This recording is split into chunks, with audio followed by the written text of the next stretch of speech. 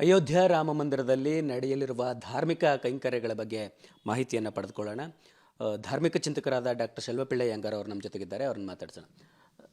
ಏನೆಲ್ಲ ಪೂಜಾ ವಿಧಿವಿಧಾನಗಳು ಪ್ರಾಣ ಪ್ರತಿಷ್ಠಾಪನೆಯ ಸಂದರ್ಭದಲ್ಲಿ ಧಾರ್ಮಿಕವಾಗಿ ನೆರವೇರ್ತವೆ? ಮೊದಲನೇದಾಗಿ ಇದೊಂದು 3 ದಿನದ ಪ್ರಕ್ರಿಯೆ.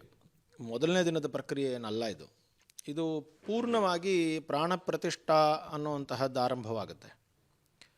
ಅದಕ್ಕೆ ಮೊದಲನೇದಾಗಿ ಬಿಂಬಶುದ್ಧಿ ಅಂತ ಕರೀತಾರೆ. ಅಂದರೆ ಬಿಂಬಶುದ್ಧಿ ಅಂತ ಹೇಳಿದ್ರೆ ಯಾವ ವಿಗ್ರಹವನ್ನು ಮಾಡಿದ್ದೀರೋ ಆ ವಿಗ್ರಹವನ್ನು ಪೂರ್ಣವಾಗಿ ಪಂಚಗವ್ಯಾದಿಗಳಿಂದ ತೊಳೆಯೋದು, ಸರಯೂ ನದಿ ನೀರಿನಲ್ಲಿ ತೊಳೆಯೋದು, ಇದೆಲ್ಲ ಮಾಡಿ ಶೋಭಾಯಾತ್ರೆಯನ್ನು ಮಾಡೋದು. ಅದನ್ನು ಮಾಡಿದ್ದಾರೆ ಆಲ್ರೆಡಿ. ಅದಾದ ನಂತರ ಯಜ್ಞಶಾಲೆಯಲ್ಲಿ ಯಜ್ಞದ ಅಗ್ನಿ ಪ್ರತಿಷ್ಠಾಪನೆಯನ್ನು ಮಾಡಿದ್ದಾರೆ. ಅದಕ್ಕೆ ಮುಂಚೆ ಅವರ ಸಂಪ್ರದಾಯದ ಪ್ರಕಾರ ಗಣಪತಿ ವಿಶ್ವಕ್ಸೇನಾದಿ ಪೂಜೆಗಳನ್ನೆಲ್ಲ ಮಾಡಿ ಆ ದೇವತೆಗಳನ್ನೆಲ್ಲ ಬೇರೆ ದೇವತೆಗಳನ್ನೆಲ್ಲ ಪ್ರಾರ್ಥನೆ ಮಾಡಿಕೊಂಡು ಕುಲದೇವತೆ ಇಷ್ಟ ದೇವತೆ ಎಲ್ಲ ಮಾಡಿ ಅವರು ಆಮೇಲೆ ಅಗ್ನಿ ಪ್ರತಿಷ್ಠಾಪನೆಯನ್ನು ಮಾಡಿಕೊಳ್ತಾರೆ. ಅದು ಕೂಡ ಈಗಾಗಲೇ ಆಗಿದೆ.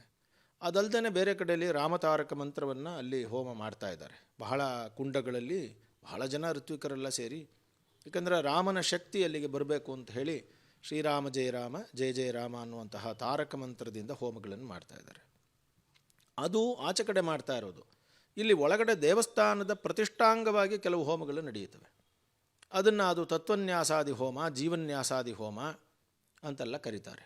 ಅಂದರೆ ಆ ಪ್ರಾಣ ಪ್ರತಿಷ್ಠಾಪನೆಗೆ ಬೇಕಾದಂತಹ ಆ ಇಂದ್ರಿಯಗಳು, ತನ್ಮಾತ್ರೆಗಳು ಇವೆಲ್ಲ ದೇವರ ಅಂಗಕ್ಕೆ ಬರಬೇಕು. ಹಾಗಾಗಿ ಅವರೇನು ಮಾಡ್ತಾರೆ, ಅದನ್ನು ಈ ಜೀವಾದಿ ತತ್ವನ್ಯಾಸ ಹೋಮ, ಮೂರ್ತಿ ಹೋಮ ಅನ್ನೋದೆಲ್ಲ ಇದೆ, ಅದನ್ನೆಲ್ಲ ಮಾಡ್ತಾರೆ. ಆವಾಗ ಪ್ರತಿಯೊಂದು ಅಂಗಗಳು ದೇವರಿಗೆ ಅಲ್ಲಿ ಆಯಾ ಅಂದರೆ ಆ ಅಂಗದ ಅಧಿದೇವತೆಯಾದಂತಹವರಲ್ಲೆಲ್ಲ ಬರ್ತಾರೆ. ಆಮೇಲೆ ಮುಖ್ಯವಾಗಿ ಪುರುಷ ಸೂಕ್ತ ಹೋಮ, ಶ್ರೀ ಸೂಕ್ತ ಹೋಮ ಇದನ್ನು ಮಾಡ್ತಾ ಇದ್ದಾರೆ. ಪುರುಷ ಸೂಕ್ತ ಹೋಮ ಅಂತಂದರೆ ಸಾಕ್ಷಾತ್ ಭಗವಂತ ವೇದದಲ್ಲಿ ಇರುವಂತಹದ್ದು. ಅವನೇ ಪುರುಷ. ಯಾರು? ಶ್ರೀಮನ್ನಾರಾಯಣ ಶ್ರೀರಾಮಚಂದ್ರನೇ ಪುರುಷ. ಹಾಗಾಗಿ ಪುರುಷ ಸೂಕ್ತ ಹೋಮದಿಂದ ಅವನನ್ನು ತೃಪ್ತಿಯನ್ನು ಮಾಡಿ ಅಲ್ಲಿ ಶ್ರೀ ಸೂಕ್ತ ಹೋಮಾದಿಗಳನ್ನೆಲ್ಲ ಮಾಡಿ ಮತ್ತು ಮೂರ್ತಿ ಹೋಮಗಳನ್ನು ಮಾಡ್ತಾರೆ. ಯಾವ ಯಾವ ಮೂರ್ತಿಗಳಿದೆಯೋ ಆ ಎಲ್ಲ ಮೂರ್ತಿಗಳ ಹೋಮ. ಉದಾಹರಣೆಗೆ ರಾಮ ಮಂತ್ರದಿಂದ ರಾಮ ಹೋಮ, ಸೀತಾ ಮಂತ್ರದಿಂದ ಸೀತಾ ಹೋಮ, ಲಕ್ಷ್ಮಣ ಮಂತ್ರದಿಂದ ಲಕ್ಷ್ಮಣ ಹೋಮ, ಭರತ ಮಂತ್ರ, ಶತ್ರುಘ್ನ ಮಂತ್ರ, ಹನುಮನ್ ಮಂತ್ರ, ಗರುಡ ಮಂತ್ರ. ಅಲ್ಲಿ ದಶಾವತಾರಗಳೆಲ್ಲ ಪ್ರಭಾವಳಿಲಿರೋದರಿಂದ ದಶಾವತಾರ ಮಂತ್ರಗಳು, ಪಂಚಾಯುಧ ಮಂತ್ರಗಳು. ಅಂದರೆ ಅಲ್ಲಿ ಭಗವಂತನ 5 ಆಯುಧಗಳನ್ನು ತೋರಿಸಲಾಗಿದೆ. ಅದು ಮುಖ್ಯವಾಗಿ ಸುದರ್ಶನ ಮಂತ್ರದಿಂದ ಸುದರ್ಶನ, ಪಾಂಚಜನ್ಯ ಮಂತ್ರದಿಂದ ಪಾಂಚಜನ್ಯ, ಹಾಗೆ ಕೌಮೋದಕಿ ಮಂತ್ರದಿಂದ ಗದಾ, ಹಾಗೆ ನಂದಕ ಮಂತ್ರದಿಂದ ಖಡ್ಗ ಮತ್ತು ಕೋದಂಡ ಮಂತ್ರದಿಂದ. ಇಲ್ಲಿ ಶಾರ್ಂಗ ಅನ್ನುವಂತಹದ್ದಿದ್ದರೂ ಕೂಡ ಕೋದಂಡವೇ ಶಾರ್ಂಗ, ಆದ್ದರಿಂದ ಶಾರ್ಂಗ ಮಂತ್ರದಿಂದ ಕೋದಂಡ. ಇವೆಲ್ಲವನ್ನು ಅಲ್ಲಿ ಮೂರ್ತಿ ಮಂತ್ರಗಳನ್ನು ಮಾಡಲಾಗುತ್ತೆ. ಇದಲ್ಲದೆ ಅಲ್ಲಿ ಸೂರ್ಯ ಮಂತ್ರ ಮತ್ತು ಆ ದೇವಾಲಯದಲ್ಲಿ ಯಾವುದೇ ಮುಂದಿನ ಸಮಸ್ಯೆಗಳಿಲ್ಲದೆ ಇರಲಿ, ಆ ಮುಹೂರ್ತ ಶುದ್ಧವಾಗಿರಲಿ ಅಂತ ಹೇಳಿ ಯಾವುದಾದ್ರೂ ದೋಷಗಳಿದ್ದರೂ ಕೂಡ ಗ್ರಹ ದೋಷಗಳು ಹೋಗಲಿ ಅಂತ ಹೇಳಿ ನವಗ್ರಹ ಹೋಮಗಳು. ಮತ್ತು ಮೂರ್ತಿಯಲ್ಲೇ ಕೆಳಭಾಗದಲ್ಲಿ ನವಗ್ರಹ ಇದೆ.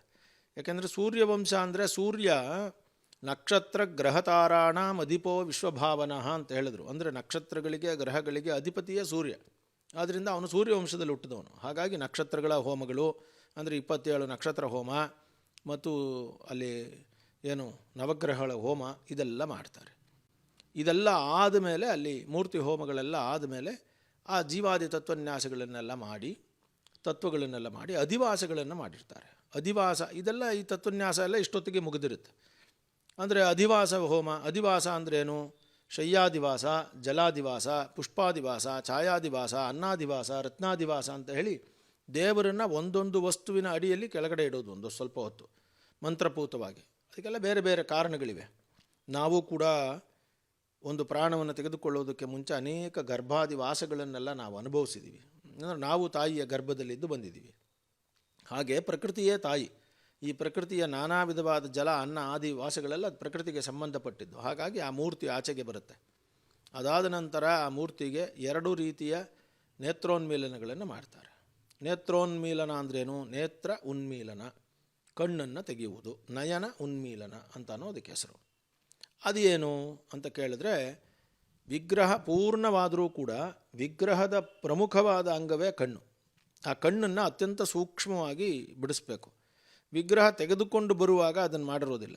ವಿಗ್ರಹ ತಂದಿಟ್ಟಾದ ಮೇಲೆ ಗರ್ಭಗೃಹದಲ್ಲೇ ಮಾಡುವಂತಹ ಒಂದು ಪ್ರಕ್ರಿಯೆ ಅದು. ಯಾಕೆಂದರೆ ಕಣ್ಣು ಏನು ಸರ್ವಾಂಗದಲ್ಲಿಯೂ ಶಿರಃಪ್ರಧಾನ ಅಂದರೆ ತಲೆ ಮುಖ್ಯವಾದದ್ದು ಇಡೀ ಬಾಡಿನಲ್ಲಿ. ಆ ಶಿರದಲ್ಲಿಯೂ ನಯನಂ ಪ್ರಧಾನ ಅಂದರೆ ಕಣ್ಣುಗಳು ಪ್ರಧಾನವಾದದ್ದು. ಹಾಗಾಗಿ ಕಣ್ಣಿನ ಬಿಂಬ ಏನು ರೌಂಡ್ ಆಗಿದೆಯಲ್ಲ ಒಳಗಡೆ, ಅದನ್ನು ಬಿಡಿಸುವಂತಹದ್ದೇ ನೇತ್ರೋನ್ಮಿಲನ. ನೇತ್ರೋನ್ಮಿಲನ ಅಂತ ಮಾತಾಡುವಾಗ ಅದರಲ್ಲಿ ಯಾರು ಮಾಡಬೇಕು, ಹೇಗೆ ಮಾಡಬೇಕು, ಕೆತ್ತೋದು ಬೇರೆ. ಅಂದರೆ ಮೂರ್ತಿ ಶಿಲ್ಪವನ್ನು ಕೆತ್ತಿದಂತಹ ಕಲಾವಿದರು ಅರುಣ್ ಯೋಗಿರಾಜ್ ಅವರು ರಾಮ ಮಂದಿರದ ನೇತ್ರವನ್ನು ಬಿಡಿಸುವಂತಹ ಪ್ರಕ್ರಿಯೆ, ಅದು ಕಲಾತ್ಮಕವಾಗಿ ಆಗುವಂತಹ ಪ್ರಕ್ರಿಯೆ. ಅದಕ್ಕೂ ಮತ್ತು ಧಾರ್ಮಿಕವಾಗಿ ಆಗುವಂತಹ ಪ್ರಕ್ರಿಯೆಗೂ ಮತ್ತು ಪ್ರಧಾನಿ ನರೇಂದ್ರ ಮೋದಿಯವರು ಪಾಲ್ಗೊಳ್ಳುವಂತಹ ಆ ಪ್ರಕ್ರಿಯೆಗೂ, ಆ ಮೂರಲ್ಲೂ ಇರುವಂತಹ ವ್ಯತ್ಯಾಸಗಳೇನು ಮತ್ತು ಮಹತ್ವ ಏನು ಗುರುಗಳೇ? ಬಹಳ ಜನ ಏನು ಅಂದ್ಕೊಂಡಿರ್ತಾರೆ ಅಂದರೆ ನೇತ್ರೋನ್ಮೀಲನ ಅಂದಿದ ತಕ್ಷಣವೇ ಮಾನ್ಯ ಪ್ರಧಾನಮಂತ್ರಿಗಳೇ ನೇತ್ರೋನ್ಮೀಲನವನ್ನು ಮಾಡ್ತಾ ಇದ್ದಾರೆ ಅಂತ ಅಂದ್ಕೊಳ್ತಾರೆ. ತಾವು ಕೇಳಿದ ಹಾಗೆ ಮೂರಕ್ಕೂ ವ್ಯತ್ಯಾಸ ಇದೆ.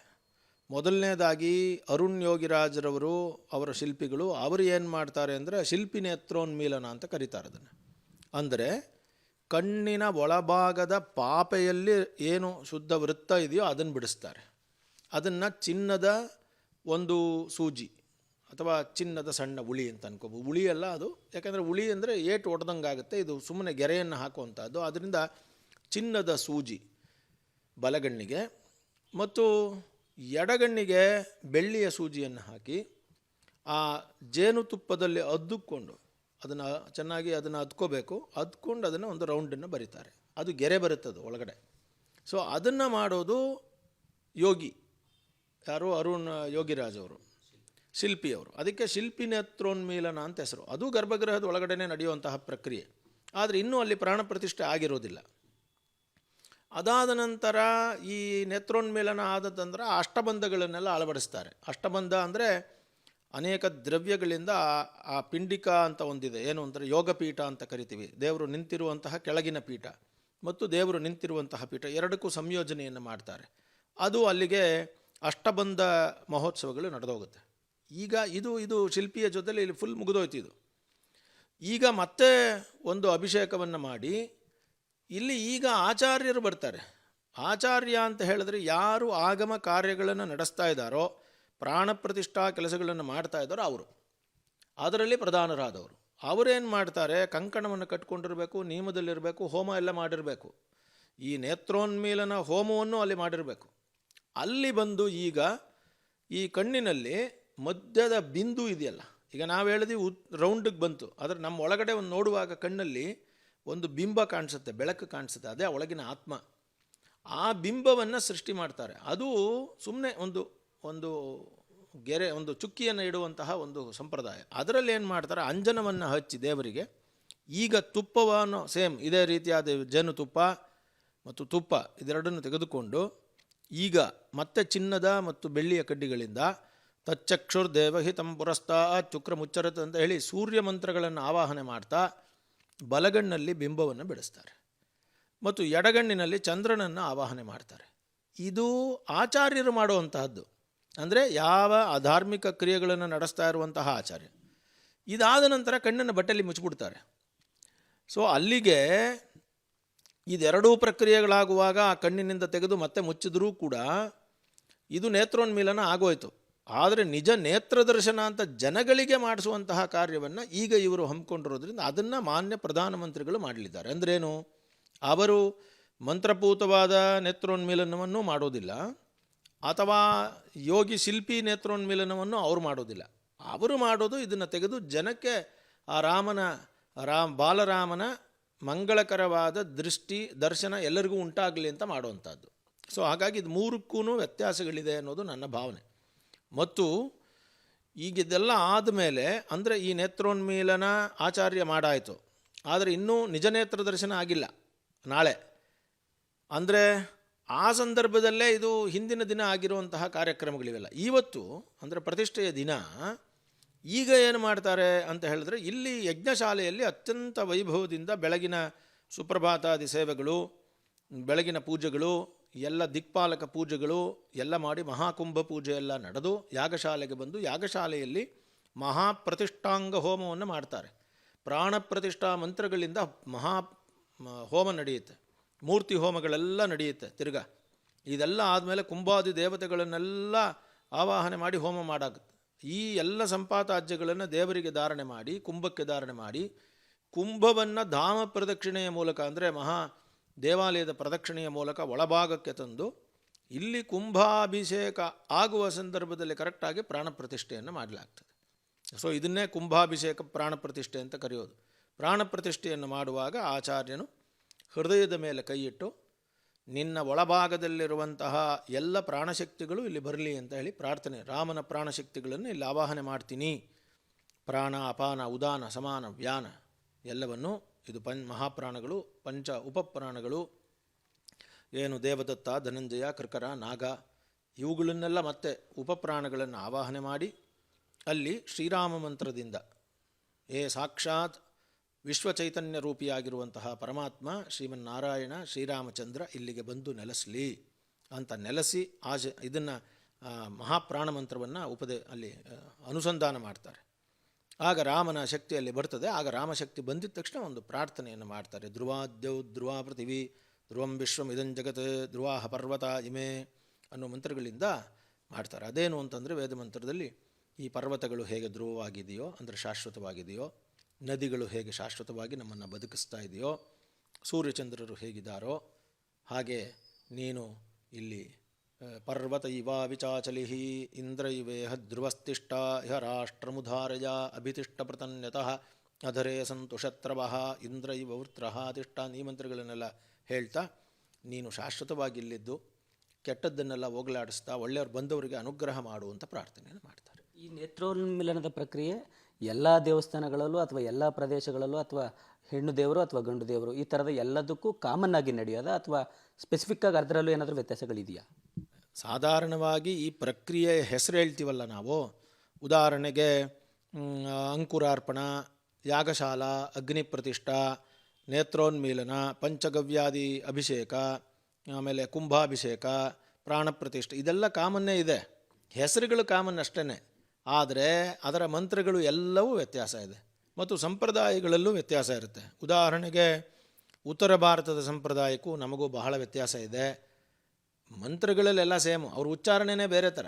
ನೀವು ನಮ್ಮ ಉಚ್ಚಾರಣೆಗಳೆಲ್ಲ ವೇದ ಮಂತ್ರದ ಉಚ್ಚಾರಣೆಗಳು ಮತ್ತು ಸಂಸ್ಕೃತದ ಉಚ್ಚಾರಣೆಗಳು ಸ್ವಲ್ಪ ಸ್ಪಷ್ಟತೆ ಇದೆ ಇಲ್ಲಿ.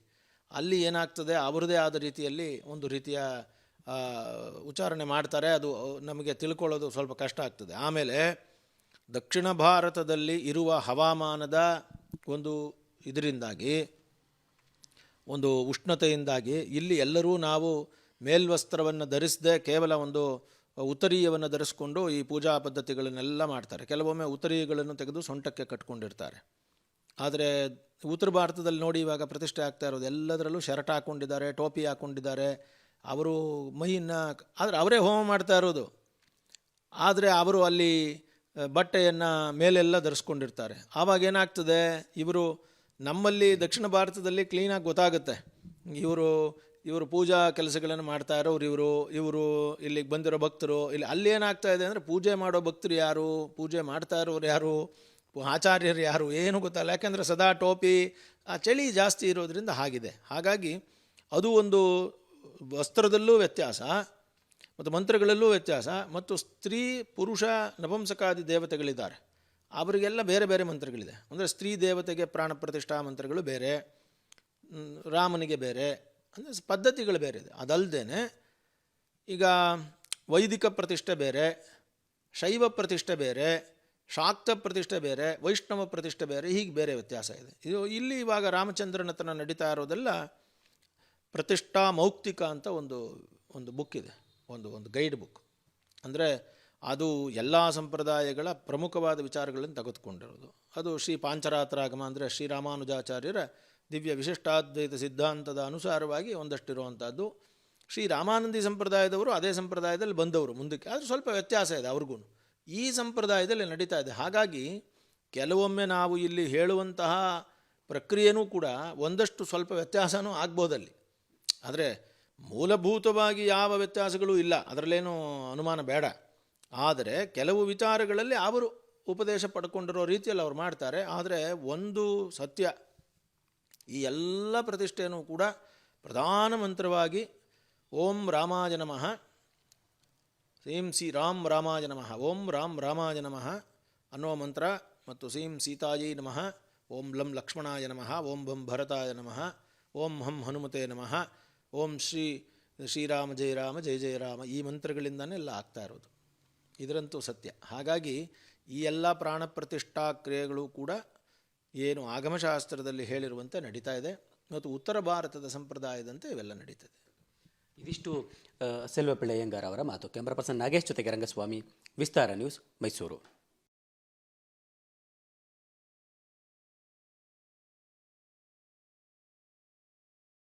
ಸ್ಟಾಕ್ ಮಾರ್ಕೆಟ್ನಲ್ಲಿ ಹಣ ಗಳಿಸಬೇಕೆ? ಭಯ ಬಿಡಿ, ಹೂಡಿಕೆ ಮಾಡಿ. ತಿಳಿಯಿರಿ ಸಣ್ಣ ಸಣ್ಣ ಟ್ರಿಕ್ಸ್. ಗೊತ್ತಿಲ್ಲದೆ ಸ್ಟಾಕ್ ಟ್ರೇಡಿಂಗ್ ನಲ್ಲಿ ದುಡ್ಡು ಕಳ್ಕೊಂಡಿದ್ದೀರಾ? ಸ್ಟಾಕ್ ಇನ್ವೆಸ್ಟ್ಮೆಂಟ್, ಸ್ಟಾಕ್ ಟ್ರೇಡಿಂಗ್ ವ್ಯತ್ಯಾಸ ಗೊತ್ತಿಲ್ವೇ? Equity, ETF, derivatives, option contract ಅರಿತು ಲಾಭ ಗಳಿಸಬೇಕೆ? ಚಿಂತೆ ಬೇಡ, 3 ದಿನದಲ್ಲಿ ಕಲಿಯಿರಿ ಸ್ಟಾಕ್ ಮಾರ್ಕೆಟ್ ಸೀಕ್ರೆಟ್ಸ್. ನುರಿತ ತಜ್ಞರಿಂದ ಪಕ್ಕಾ ಟ್ರೈನಿಂಗ್ ಪಡೆಯಿರಿ. ಸಂಪರ್ಕಿಸಿ. ಅನುಕ್ಷಣದ ಸುದ್ದಿಗಳಿಗಾಗಿ ವಿಸ್ತಾರ ನ್ಯೂಸ್ ಯೂಟ್ಯೂಬ್ ಚಾನೆಲ್ ಸಬ್ಸ್ಕ್ರೈಬ್ ಮಾಡಿ. ಹೊಸ ಸುದ್ದಿಗಳ ನೋಟಿಫಿಕೇಶನ್ಗಾಗಿ ಬೆಲ್ ಐಕಾನ್ ಕ್ಲಿಕ್ ಮಾಡಿ. ಲೇಟೆಸ್ಟ್ ಅಪ್ಡೇಟ್ಸ್ಗಾಗಿ www.vistaranews.com ವೆಬ್ಸೈಟ್ಗೆ ವಿಸಿಟ್ ಮಾಡಿ. ಅಂಗೈಯಲ್ಲೇ ಜಗತ್ತಿನ ಸುದ್ದಿ ತಿಳಿಯಲು ವಿಸ್ತಾರ ನ್ಯೂಸ್ ಕನ್ನಡ ಆಪ್ ಡೌನ್ಲೋಡ್ ಮಾಡಿ.